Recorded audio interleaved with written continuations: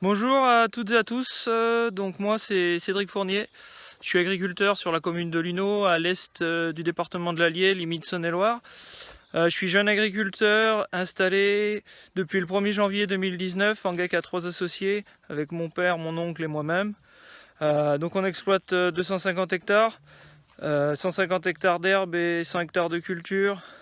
Donc on a un troupeau de 150 vaches allaitantes, essentiellement de races charolaises, et un système d'esseurs-engraisseurs.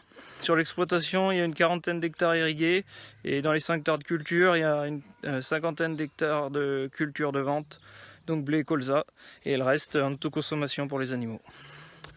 Donc je fais cette petite vidéo pour me présenter, parce que c'est moi qui devrais prendre la place de président des JA de l'Allier à partir du 15 mai prochain.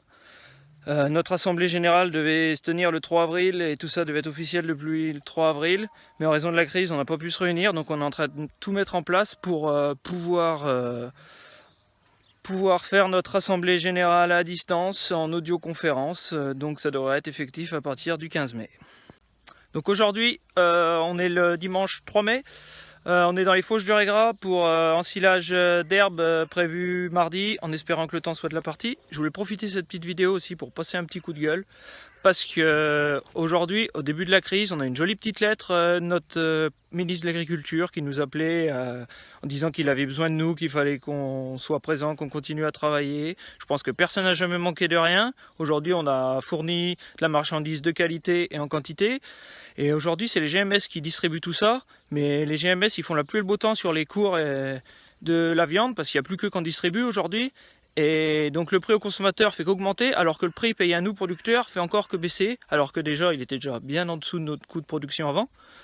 Donc il va y avoir des comptes à rendre au niveau des GMS. Et je pense qu'après la crise passée, on va vous rendre une petite visite, parce qu'aujourd'hui, nous en tant qu'agriculteurs, on est bien élevés. On a mis tous nos plastiques, nos déchets plastiques en sac, on devait les faire recycler. Mais bon, aujourd'hui, on ne sait pas quoi en faire, donc on va peut-être vous les livrer. Avec la marge que vous avez fait, vous allez peut-être pouvoir les recycler. Et puis, vous nous donnerez des comptes. Comment ça se fait qu'aujourd'hui, le consommateur paye sa viande plus cher, alors que nous, elle est payée de moins en moins cher aux producteurs.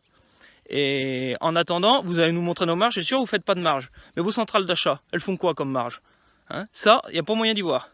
Donc aujourd'hui c'est pareil, l'État, ils nous ont montré qu'ils étaient très efficaces pour créer des lois en pas longtemps et les faire appliquer en pas longtemps non plus. Nous on a une loi qui est dans les états généraux de l'alimentation qui est censée nous rémunérer à notre coût de production. Ça va faire bientôt 1 an qu'elle est mise en place, elle est toujours pas payée. Nous, on n'a rien vu, elle est toujours pas mise en place cette loi. Donc je sais pas. Je sais pas. Alors, est-ce qu'on veut une souveraineté alimentaire comme le président l'a laissé entendre dans ses beaux discours? Mais si on continue comme ça, on n'en aura plus, hein. On a manqué de masques, de respirateurs. C'est vrai que c'est triste, c'est grave, c'est très grave. Mais si demain on manque de nourriture, comment ça se passe? Ça va être encore pire. Mais bon, je vais vous rassurer quand même, nous on est toujours là. Vous voyez, on est un dimanche, on travaille pour produire, pour vous nourrir. Donc inquiétez-vous pas, consommateurs. On pense à vous, donc pensez à nous.